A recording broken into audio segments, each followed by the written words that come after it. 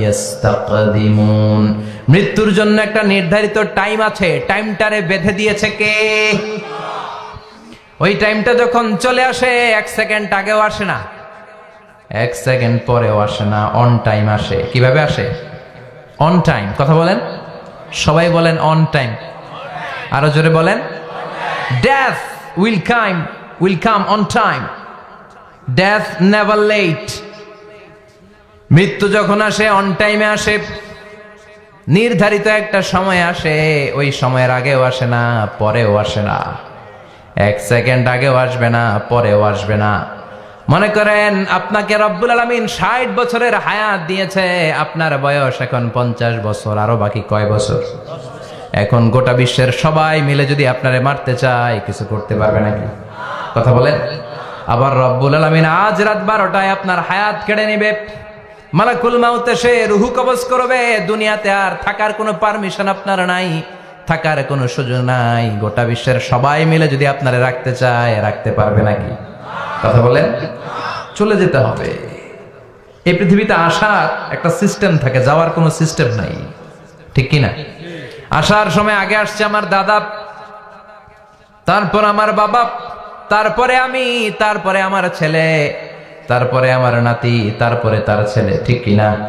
তার মানে আসার একটা সিরিয়াল আছে, যাওয়ার কোনো সিরিয়াল আছে নাকি? কথা কন। নাকি সিস্টেম দাদা আগে আসছে, দাদাই আগে যাবে, নাতি যেতে পারবে না? কথা বলেন। দাদার আগে নাতি মরে, এরকম আছে না নাই? মায়ের আগে মেয়ে যায়, আছে না নাই? মুরব্বী বাজানেরা বেঁচে থাকে, আমাদের মতো যুবক গুলো অ্যাক্সিডেন্টে মারা যায়, আছে না নাই? আবার অসুস্থরা বেঁচে থাকে, সুস্থরা মরে যায়, আছে না নাই?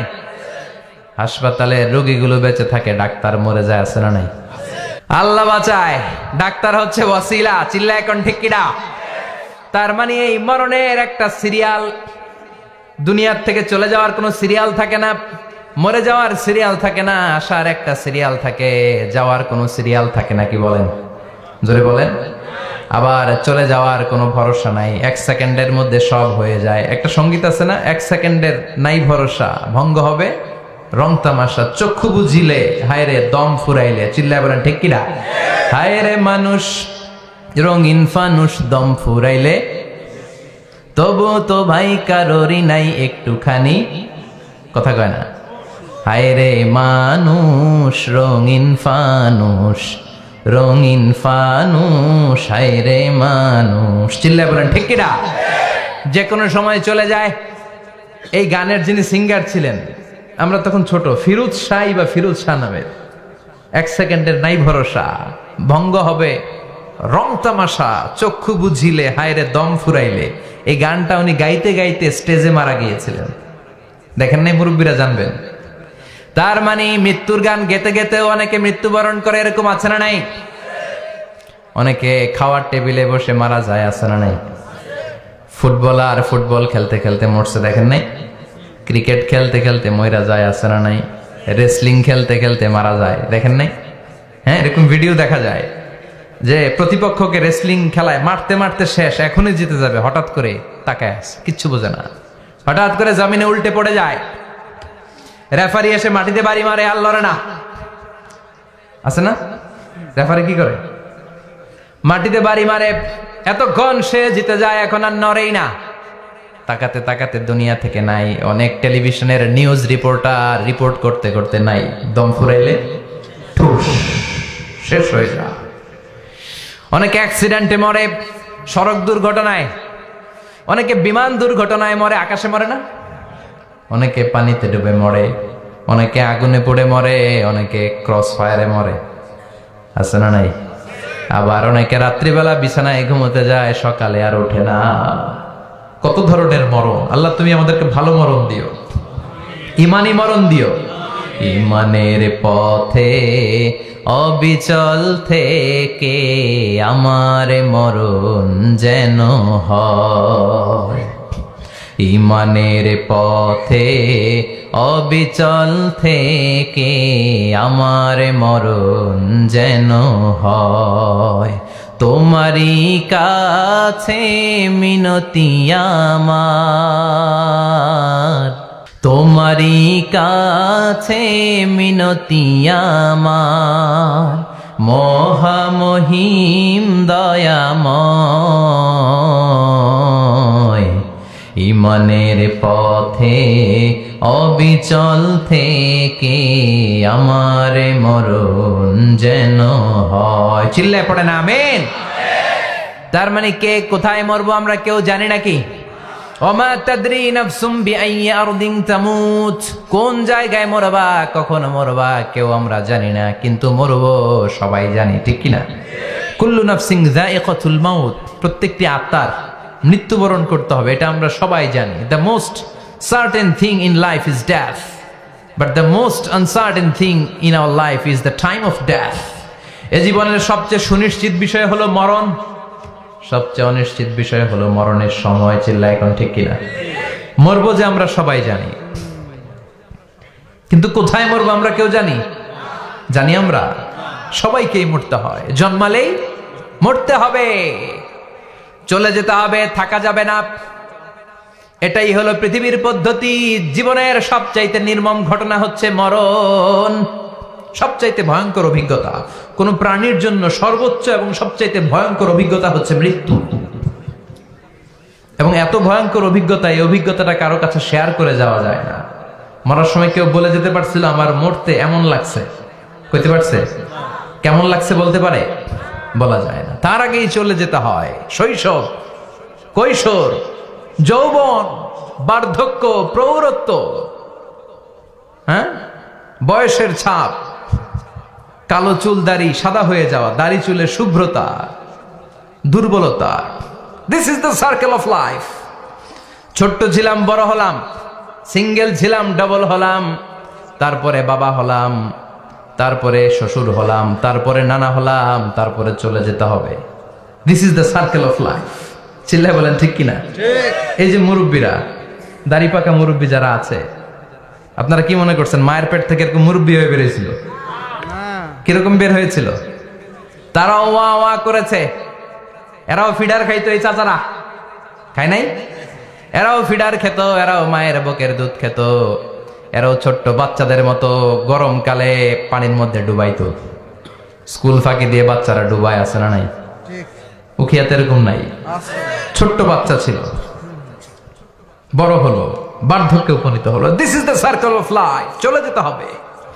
বিশ্বনবী বললেন আমার উম্মতি মা বাইনা 60 ইলা 70, আমার উম্মতের গড় বয়স হলো 60 থেকে 70। এই উম্মতের গড় বয়স কত? 60 থেকে 70। ওয়া আকাল্লুহুম মাইয়াজুজু জালিক, অল্প কিছু মানুষ আছে যারা 70-এর বেশি হায়াত পায়। এখানে 70-এর বেশি আছেন কারা? হাত তোলেন দেখি তো। কয়জন? একজন, দুইজন, তিনজন। মাশাআল্লাহ, আল্লাহ আরো হায়াত দেখ, আল্লাহ এদেরকে আরো হায়াত দারাজ করুক। চিল্লায় বলেন আমিন। তার মানে আমার উম্মতি মা বাইনা 60 ইলা 70। বিশ্বনবী বললেন এই উম্মতের গড় বয়স 60 থেকে 70, আর 70-এর বেশি হায়াত পাবে। ওয়া আকাল্লুহুম মাইয়াজুজু যালিক, 70-এর বেশি পাবে হাতে গোনা, গুনে বের করে ফেলা যায় একজন, দুইজন, তিনজন, বাকি সব 60-এর আগে নাই। ঠুস। চিল্লা এখন ঠিক কিনা? বাংলাদেশের গড় হায়াত কত মানুষের? 60। বিশ্বনবীর কথার সাথে মিলে গেছে। চিল্লায় পড়েন সুবহানাল্লাহ। এই জন্য বিশ্বনবী বলেন এই যে মুরব্বীদের দাড়ি পাকে, এই যে রাস্তায় অ্যাক্সিডেন্ট হয়, এই যে ক্যান্সারে আক্রান্ত হয়ে লোকজন মারা যায়, তার উপরেও কি টনক নড়ে না? এরপরেও কি বিবেকে ধরে না যে তোমাকে চলে যেতে হবে? আকসিরু যিকরা হাযিমিল লাযযাত, জীবনের সব স্বাদকে পানসা করে দেয় ওই মরণকে স্মরণ করো।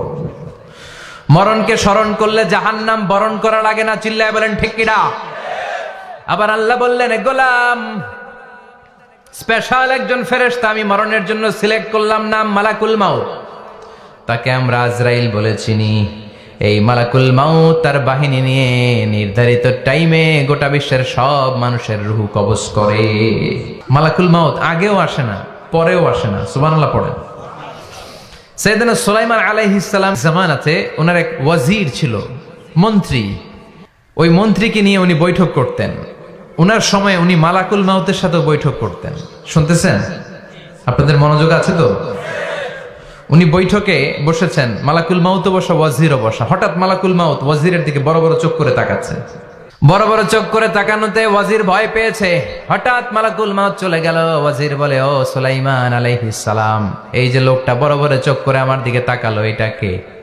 সাইয়েদনা সুলাইমান বলে, হাদা মালাকুল মাউত। যে বর্ণনাটা বলছি এটা হাদিস না, এটা হচ্ছে ইসরাইলিয়া, জিউস ট্রেডিশন। কোরআন হাদিসের সাথে কোনো দ্বন্দ্ব নাই, তাই বর্ণনা করা যাবে। বিষ্ণু বলেছেন, বাল্লিগু আন্নি ওয়ালাউ আয়া। আবার বলেছেন, ওয়া হাদ্দিসু আন বনি ইসরাঈল ওয়ালা হারাজ। বনি ইসরাইলের ট্রেডিশন বর্ণনা করো, জিউস ট্রেডিশন বর্ণনা করো, এতে কোনো সমস্যা নাই। ওয়াজির বলে, ও সাইয়েদনা সুলাইমান, বড় বড় চোখ করে যে তাকালো লোকটাকে? সাইয়েদনা সুলাইমান বলে, হাদা মালাকুল মাউত, এটা মৃত্যুর ফেরেশতা। ওয়াজিরের কলিজায় পানি নেই। এটা কি ফেরেশতা? শুনে তো পিলে চমকে গিয়েছে। কয় কি? মালাকুল মাউত তো আমার চিনে ফেলাইছে, বাড়ি চিনে ফেলছে, আমার খবর আছে। সাইয়েদনা সুলাইমান আলাইহিস সালাম জিনদেরকে দিয়ে কাজ করাতেন, মেঘমালাকে দিয়ে কাজ করাতেন, বিশাল সিংহাসন নিয়ে পৃথিবীর প্রাচ্য থেকে পাশ্চাত্যে ঘুরে বেড়াতেন। সাইয়েদনা সুলাইমানকে ওয়াজির বলে, ও সুলাইমান, মেঘমালাকে আদেশ করে দেন, আমি আর এই ফিলিস্তিনের ভূখণ্ডে থাকতে চাই না।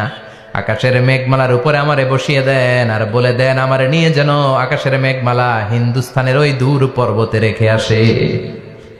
আকসা আল হিন্দ, হিন্দের সবচেয়ে দূরবর্তী জায়গায় যেন আমারে রেখে আসে। সাইয়েদনা সুলাইমান বললেন, আকাশের মেঘ যাও, আমার ওয়াজিরকে নিয়ে হিন্দুস্তানের একটা উপদ্বীপে রেখে আসো। রেখে আসা হলো। কিছুক্ষণ পর মালাকুল মাউত সাইয়েদনা সুলাইমানের কাছে হাজির। সাইয়েদনা সুলাইমান বললেন, ও মালাকুল মাউত, কই ছিলা?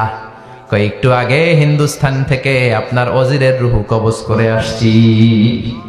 সুবহানাল্লাহ পড়েন। এটা আবার কেমন কথা, তুমি ওইখানে গেলা কেন?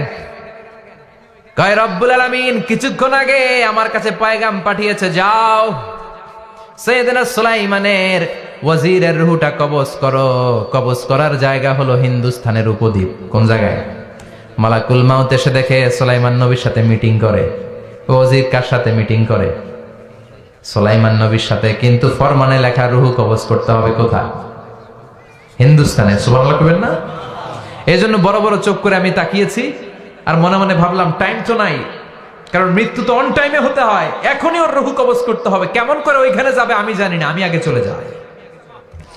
মালাকুল মাউত চলে গেল, যে দেখে ওই জায়গায় ওয়াজিরও হাজির। সাথে সাথে রূহ কবজ করে আল্লাহর কাছে চলে গিয়েছে। পড়েন সুবহানাল্লাহ।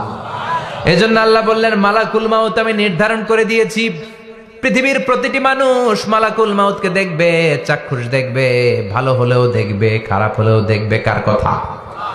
ভালো মানুষ যদি হয়, আল্লাহওয়ালা যদি হয়, ইসলাম প্রিয় যদি হয়, ডানপন্থী যদি হয়, মৃত্যুর সময় মালাকুল মাউত আলা সূরাতি শাবিন আলা আহসানি সূরা, একজন যুবকের আকৃতিতে চমৎকার ধবধবে সাদা একটা জুব্বা পরে, জান্নাত থেকে জান্নাতি কাফন নিয়ে, হানুত মিন হানুতিল জান্নাহ, জান্নাতের সুগন্ধি নিয়ে মুমূর্ষু রোগীর মাথার সামনে এসে বসে যায়, আর দেহটার ইঙ্গিত করে বলে, ইয়া আইয়াতুহান নাফসুত তাইয়্যিবা, ও পবিত্র আত্মা। আরেক বর্ণনায় এসেছে, ইয়া আইয়াতুহান নাফসুল মুতমাইন্নাহ, ও প্রশান্ত আত্মা, উখরুজি ইলা মাগফিরাতিম মিনাল্লাহ, আল্লাহর ক্ষমার দিকে বের হয়ে আসো। উখরুজি ইলা মাগফিরাতিম মিনাল্লাহি ওয়া রিদওয়ান, আল্লাহর ক্ষমার সন্তুষ্টির দিকে রূহটা বের হয়ে আসো।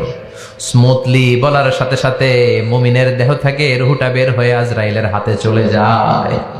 স্মুথলি বলার সাথে সাথে স্বাচ্ছন্দ্যে, আনন্দে মুমিনের দেহ থেকে রূহটা সা করে বের হয়ে মালাকুল মাউতের হাতে এসে পড়ে। পড়েন সুবহানাল্লাহ। আল্লাহ এমন মৃত্যু তুমি আমাদের নসিবে রেখে দিও, চিৎকার করে পড়েন আমিন। আর যারা ইসলাম মানে নাই, আর যারা কোরআন মানে নাই, আর যারা দিন কায়েমের আন্দোলন করে নাই, দিনকে ভালোবাসে নাই, বাম আর রামপন্থী ছিল, নাস্তিক ছিল, ইসলাম বিরোধী ছিল, তাদের কাছেও মালাকুল মাউত আসে কি আসে না? চিল্লায় বলেন, আসে কি আসে না? তাদের কাছেও আসে, কিন্তু আলা সূরাতি আকবাহি রাজুল, একজনের চেহারা যত ভয়ঙ্কর হতে পারে, যত নিকৃষ্ট হতে পারে, এরকম ভয়ঙ্করতম নিকৃষ্ট দুর্গন্ধওয়ালা একটা চেহারা নিয়ে আসে।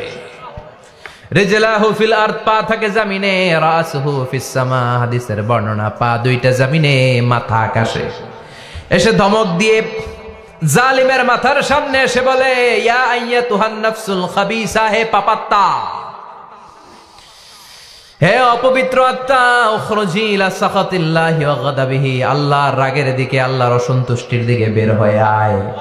মালাকুল মাউতের এই অর্ডার পাওয়ার সাথে সাথে রুহটা কিন্তু বের হয় না। মুমিনের রুহকে ডাক দিলে যেমনি স্মুথলি বের হয়, কাফিরের রুহ এভাবে বের হয় নাকি? কথা বলেন। রুহটা ডানে যায়, ফাতাতাফাররাক, একবার রুহটা ডানে যায়, আবার রুহটা বায়ে যায়, আবার সামনে যায়, পায়ে যায়, হাতের মধ্যে ঢুকে ডানে বায়ে যায়। মালাকুল মাউত আবার ধমক দিয়ে বলে, ইয়া আইয়াতুহান নাফসুল খাবিসা, পাপাত্তা, বের হয়ে আয়। রুহটা আবার ডানে যায়, বায়ে যায়, সামনে যায়, পেছনে যায়। এবার ঘপাস করে মালাকুল মাউত রুহুকে ধরে টান মারে। সারা দেহটা থেকে প্রাণ রস সিক্ত করতে করতে দেহ থেকে রুহুটাকে টেনে হিচড়ে বের করে আনে। আর মুমূর্ষু রোগীটা চিৎকার মারতে থাকে, পড়েন না আউযু বিল্লাহ। একটা জীবন্ত ছাগলের চামড়াগুলো জবাই না দিয়ে কেউ যদি টেনে টেনে বের করে, ছাগল জবাই হয় নাই কিন্তু চামড়া এক পাশ থেকে টেনে টেনে টেনে হিচড়ে আপনি গা থেকে বের করলে যত কষ্ট হয়, এর চেয়েও বেশি কষ্ট দিয়ে মালাকুল মাউত বামপন্থী আর কাফেরদের রুহুটা দেহ থেকে বের করে আনে, পড়েন না আউযু বিল্লাহ। আমাদের রুহুটা যেন আল্লাহ, মুমিনদের রুহু আপনি যেভাবে কবজ করান, ওইভাবে যেন আমাদের রুহুটা বের হয়ে আসে। আর জোরে পড়েন আমিন। এজন্য আল্লাহ বললেন, বাল তুসিরুনাল হায়াতাদ দুনিয়া ওয়াল আখিরাতু খায়রুন ওয়া আবকা। পাগলের মতো মোহাচ্ছন্ন হয়ে এই দুনিয়াটার পেছনে ছুটে বেড়াও। এই দুনিয়া আসল নয়, আখিরাত হলো আসল। চিল্লায় বলেন ঠিক কিনা? অস্থির, আমরা ব্যস্ত দুনিয়ার লোভে আর মোহে পড়ে আমাদেরকে যে মরতে হবে, চলে যে যেতে হবে, এটা ভাবার সময় আমাদের নাই। চিল্লাই কোন ঠিক কিনা? এজন্য বলা হয়, মুতু ক্বাবলান তামুতু, মরার আগে একবার মরো। হাসিবু ক্বাবলান তুহাসাবু আলাইক, তোমার হিসাব কিয়ামতের দিন করার আগে তুমি তোমার হিসাব করো। জীবনে কি কি পাপ করেছি আমি জানি, আমার চেয়ে ভালো কেউ জানে না। চিল্লায় বলেন ঠিক কিনা? কি কি অন্যায় করেছি আমার হৃদয়ের মধ্যে কথাগুলো আছে না নাই? পৃথিবীর কেউ না জানলেও আমি জানি কি জানি না? পৃথিবী না জানুক আমি তো জানি, আমি কি পাপ করেছি হায়। পৃথিবী না জানুক আমি তো জানি, আমি কি পাপ করেছি হায়। আমার পাপের করলে বিচার, বাঁচার উপায় নাই আমার। দয়াময় প্রভু মাফ করো আমায়, মাফ করো আমায়। পড়ে না আমি আর জোরে আমিন। এজন্য হাসিবু ক্বাবলা আন তুহাসাবু আলাইক, তোমার হিসাব বসার আগে নিজে হিসাব করো কি কি করলা। আসল মরণের দিন শটান হয়ে তো শুয়ে পড়ো ভাই, মরার আগে আরেকবার মরো। মরার আগে আরেকবার কি করবেন? কথা বলেন। মরার আগে কি করতে হবে? হঠাৎ একদিন বিছানায় শটান হয়ে শুয়ে যান, চক্ষুটা বন্ধ করেন, ভাবেন মরে গিয়েছেন। এই তো মালাকুল মাউত চলে এসে রুহটা নিয়ে গেল। আত্মীয় স্বজন চিৎকার চেঁচামেচি শুরু করে দিল, কান্নার রোল পড়ে গেল চারদিকে। মাইকের মধ্য দিয়ে, মসজিদের মাইকে অ্যানাউন্স হয়, অমুক এলাকার নিবাসী অমুক ভাই আমাদের মধ্যে দুনিয়ায় নাই, তার জানাজা হবে এশার নামাজের পর। সবাই এসে রুহের মাগফিরাত করেন। সবাই আপনারে দেখতে আসবে, কেঁদে কেঁদে লোকজন আপনারে কবর দিতে আসবে। চিল্লায় বলেন ঠিক কিনা? কেঁদে কেঁদে সবাই আসবে, দেখার জন্য আসবে। ছেলেগুলো কাঁদবে, স্ত্রী কাঁদবে, বাবা মা কাঁদবে, বন্ধু বান্ধব কাঁদবে। আর ঘরের মধ্যে রাখা হবে না। এবার আপনাকে গোসল দেওয়ার পালা। চক্ষু বন্ধ করে চিন্তার দরকার আছে না নাই? কথা বলেন। হঠাৎ করে, হঠাৎ করে শুনবি একদিন আমার মৃত্যুর খবর। কেঁদে কেঁদে আসবে সবাই দিতে আমায় কবর,